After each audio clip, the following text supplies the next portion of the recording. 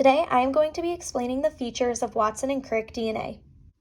Our first characteristic is antiparallel strands, where the top and bottom strand of DNA contain the same chemical structure, but one runs from 5' to 3' and the other runs from 3' to 5'. Next, we have our sugar phosphate backbone, which is a hydrophilic structure made up of 5 carbon sugars and a phosphate group that hold together the strands of antiparallel DNA. Next, we have base pairing, which is complementary pairing between hydrophobic nucleotide bases that allows for a constant helix width. These are also held together by weak hydrogen bonds, but the main force of attraction is the positive hydrophobic bases and the negative hydrophilic phosphate backbone. Now we're going to break down the structure of a nucleotide starting with our bases. We have two groups, purines and pyrimidines. Purines have a 2-ring structure and include adenine and guanine, while pyrimidines have a 1-ring structure and include thymine, cytosine, and in RNA, uracil takes the place of thymine. In our DNA structure, we have adenine pairing with thymine and guanine pairing with cytosine. With Chargaff's rule, we learned that there is a 1-to-1 ratio between complementary bases, meaning that adenine will have the same amount as thymine and guanine will have the same amount as cytosine.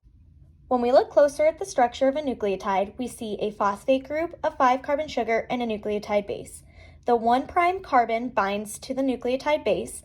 The 2' carbon distinguishes DNA from RNA. If it is DNA, it will lack an oxygen group, and if it is RNA, it will have that oxygen group. The 3' carbon is where the phosphate group from the next nucleotide will bind. And then up from the 4' group is the 5' group, which is where our original phosphate group binds. Once we put all of this together in our double helix structure, we get something called base stacking. This maximizes the hydrophobic interactions between bases, which is the main force that stabilizes the double helix. We also notice major and minor grooves within the DNA helix. Major grooves are where there's more space between the DNA backbone, and minor grooves are where there's less space and less base pairs. In a normal full turn of the helix, there are 10 base pairs of DNA. Lastly, we have the handedness of DNA, which is the direction that the helix spins. In left-handed DNA, the DNA strand spins up and to the left, and in right-handed, it spins up to the right. The normal form of stable DNA in all organisms is exclusively right-handed. Denaturing of DNA occurs when heat comes in and starts to break up these hydrogen bonds and hydrophobic interactions between the base pairs in the double helix.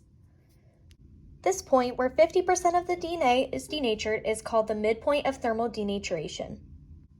The addition of a salt solution like saline sodium citrate would neutralize the negative phosphate backbone and would increase the midpoint of thermal denaturization, as more heat is required to break these interactions since they are not as polarized in charge anymore.